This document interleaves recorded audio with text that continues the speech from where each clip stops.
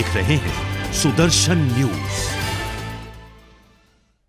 नमस्कार, सुदर्शन उत्तर प्रदेश देख रहे हैं आप और मैं हूं आपके साथ स्मारिका ठाकरे। की शुरुआत करेंगे। पहली खबर यूपी के गाजीपुर से है, जहां अहीमपुर गांव में दिव्यांग बच्चों के लिए बना शौचालय किसी काम नहीं आ रहा। दरअसल मानकों की अनदेखी कर बनाए गए शौचालय की जगह भी सही से नहीं बन पाई है, जिसके चलते बच्चे उसका उपयोग नहीं कर पाते हैं। साथ ही विद्यालय की बाउंड्री वॉल बनाते समय भी मानकों को ताक पर रखा गया है और जब दीवार जरा सा हाथ लगाते ही हिलने लगती है तो वहीं इसको लेकर ग्रामीण राम नारायण तिवारी ने बताया कि स्कूल में कायाकल्प योजना के तहत शौचालय और बाउंड्री वॉल को बनाते समय कोई भी सावधानी नहीं बरती गई है, जिसकी वजह से ग्रामीण अपने बच्चों को स्कूल अब नहीं भेज पा रहे हैं।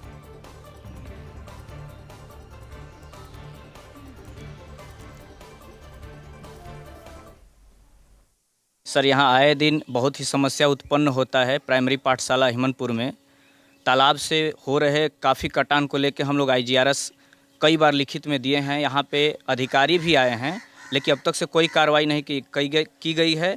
खंड विकास अधिकारी भी आए, उनके द्वारा भी कोई कार्रवाई नहीं किया गया है। यहाँ पे दिव्यांग शौचालय निर्मित किया गया है, जो कि बहुत ही मानक विहीन है, जिसकी सूचना हम लोग दिए थे, लेकिन अब तक से कोई कार्रवाई नहीं की गई है। ना तो विद्यालय पे कोई कायाकल्प के द्वारा कार्य कराया जा रहा है और ग्राम पंचायत सचिव द्वारा गोल गोल घुमाया जा रहा है और किसी भी पत्रावली का हम लोगों का जवाब जो है ये उल्टे टाइप का देते हैं। गोल गोल घुमा रहे हैं, कार्य न करा के बल्कि दूसरे कार्य में बरगला रहे हैं।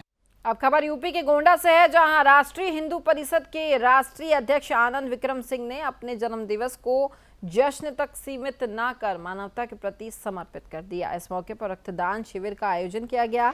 इस शिविर में युवाओं ने बढ़ चढ़कर हिस्सा भी लिया और इस दौरान करीब 100 लोगों ने रक्तदान किया, जिसमें एक ऐसा रक्तदाता भी शामिल था जिसने अब तक 48 बार रक्तदान किया। राष्ट्रीय हिंदू परिषद के राष्ट्रीय अध्यक्ष ने बताया कि संगठन साल के 345 दिन जरूरतमंदों को रक्त उपलब्ध कराते हैं और यही उनके जीवन की सबसे बड़ी उपलब्धि भी है।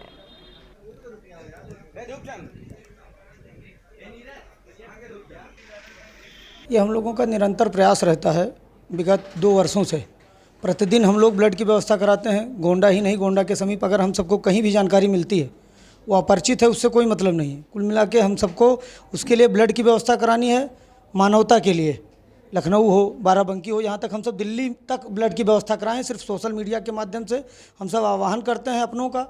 बहुत सारे ऐसे अपने हैं कि जो कहीं दिल्ली हैं, कहीं लखनऊ हैं, कहीं गाजियाबाद बैठने, कहीं बिहार हैं, तो उस माध्यम से उन तक सूचना पहुंचती है और वो वहां जाके रक्तदान करते हैं। मैं आज लगातार 38वीं बार ब्लड डोनेट किया है और इससे मुझे बहुत अलग से ही खुशी मिलती है। जब मैं ब्लड डोनेट करता हूँ तो यही लगता है कि मैं किसी की जान बचा रहा हूँ। इससे बड़ी सौभाग्य और मानव जीवन में कुछ है ही नहीं। मेरे साथ एक घटना घटी थी 2012 में। उसी से मैं प्रेरित होकर तभी मैं ठान लिया कि आज के बाद किसी एक्सीडेंटल या कोई भी ज़रूरतमंद खून की अभाव में नहीं मरे। मैं यही संदेशा देना चाहता हूँ कि रक्तदान करने से कोई भी कुछ भी फर्क नहीं पड़ता है शरीर में, क्योंकि आपका 24 घंटे बाद आपका रक्त उतना तैयार हो जाता है और हर तीसरे महीना ब्लड डोनेट करना चाहिए। इससे आपके अंदर नई ऊर्जा आएगी, नया खून बनेगा, नया जोश रहेगा और नया उमंग रहेगा, तो आप आगे भी बढ़ चढ़ कर हिस्सा ले सकते हैं।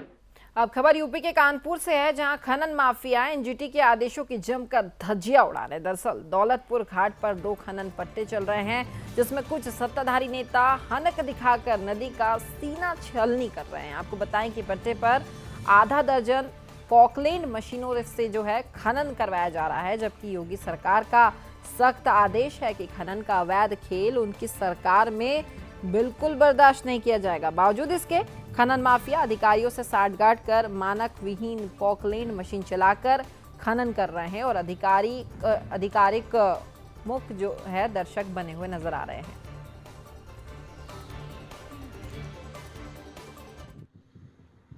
पट्टा है हमारा, ये पट्टा है। सरकार ने इसको विज्ञापन करके बाकायदा नियम से आवंटन किया है। पट्टे के नाम पे क्या हो रहा है? मतलब गजब बात कर रहे हो। पट्टे के नाम पे क्या हो रहा है? एरिया के बाहर तो नहीं खोद रहा है ना, एरिया से खोद रहा है। अपना 12 हेक्टेयर का जगह है, सबसे बड़ा एरिया है। पानी रिवर में पट्टा है ना। अब ये पानी रिवर पट्टा होता है, लेकिन पानी से नहीं निकाल सकते। नदी में पट्टा है ना, पानी से आप नहीं निकाल सकते। नदी में पट्टा नदी में होता है। अब खबर यूपी के कुशीनगर से है, जहां लक्ष्मीपुर के एपी महाविद्यालय में छात्रों के लिए ऑफ स्मार्टफोन को 1,000 रुपए में छात्रों को ही बेचा जा रहा है। इस दौरान छात्रों ने बताया कि स्कूल प्रशासन सिर्फ हिंदू छात्रों से ही पैसा ले रहा है और मुस्लिम छात्रों को फ्री में दिया जा रहा है। तभी मौके पर पहुंचे बीजेपी विधायक यह नज़ारा देखकर आग बबूला हो उठे और कार्रवाई के आदेश देकर वो चले गए। तो वहीं जब इस पूरे मामले पर स्कूल प्रबंधन से बातचीत की गई तो उन्होंने स्टाफ पर ठिकरा फोड़ते हुए कहा कि स्टाफ के द्वारा गलत तरीके से जो है पैसा लिया गया है।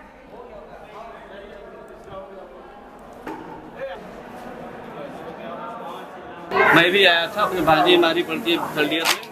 मैंने पूछा तो कहे कि नहीं कुछ खर्चा लग रहा है। मैं खर्चा किस बात कर रहा है बता दीजिए। मैं भारतीय जनता पार्टी मंडल हमारी भांजी यहाँ की से भी पैसा मांगा जा रहा था जो, लेकिन हमसे लिया नहीं गया। लेकिन तमाम बच्चे से सबसे मैं पूछा, बहुत बच्चे का हमसे लिया। परेशानी यही है कि बिना कोई जानकारी का टेबलेट बांटा जा रहा है। जितने भी स्टूडेंट हैं, हमारी वाइफ पढ़ती है, इसमें कोई जानकारी नहीं मिला हम लोग को कि टेबलेट कब बांटा जाएगा। यहाँ कुछ हमारे मित्रों के द्वारा पता चला हमें, तो हम यहाँ आए तो हम पूछे किस सिस्टम से बांटा जा रहा है। तो यहाँ पता चला कि जो 1000 रुपया दिया है उसी का लिस्ट में नाम आया हुआ है और बाकी जो नहीं दिया है उनका नाम नहीं आया। हमारी भी पत्नी है, BA थर्ड ईयर की है, उनका भी नाम नहीं आया हुआ। तो वहीं मुजफ्फरनगर में किसान नेता राकेश टिकैत को एक बड़ा झटका लगा। राकेश टिकैत को भारतीय किसान यूनियन के अध्यक्ष पद से हटा दिया गया है और उनकी जगह राजेश चौहान को अध्यक्ष पद की जिम्मेदारी जो है मिली है।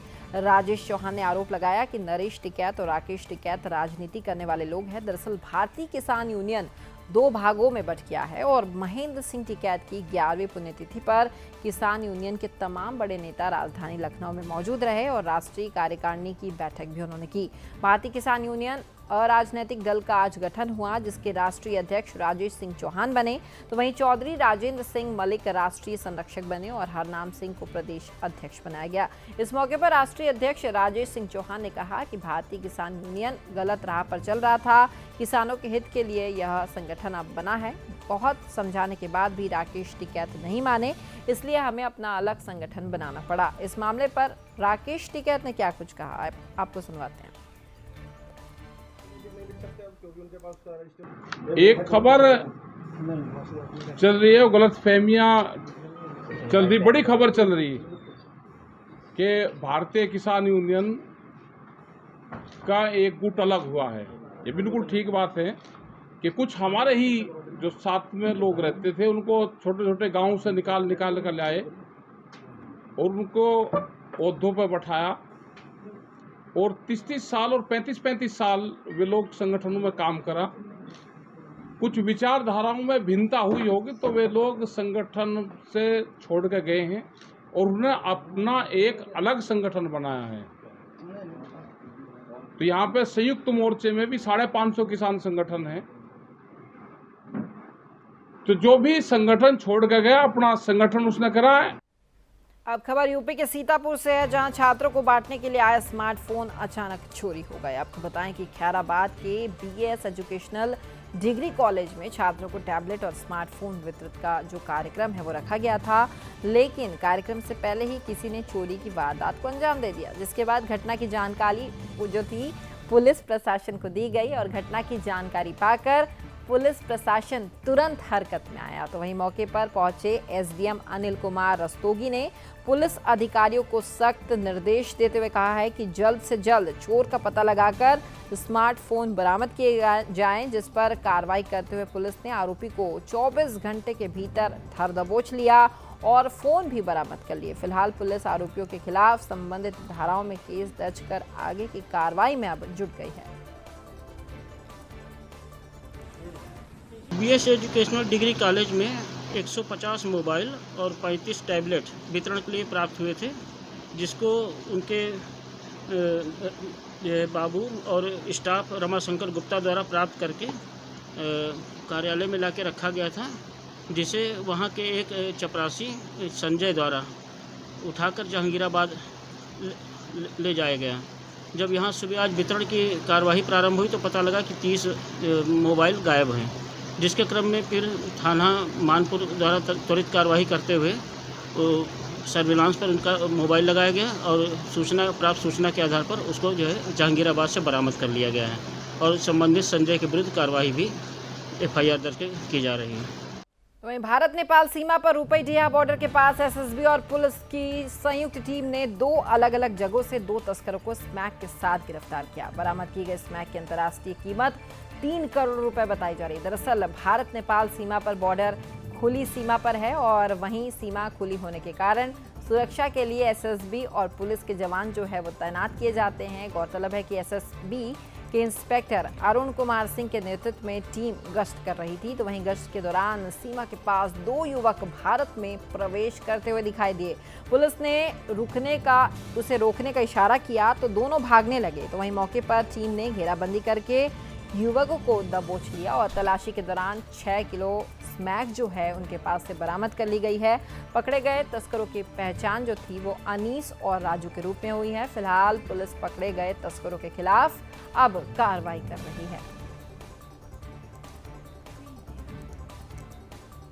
तो फिलहाल इस बुलेटिन में इतना ही। देखते रहिए सुदर्शन न्यूज।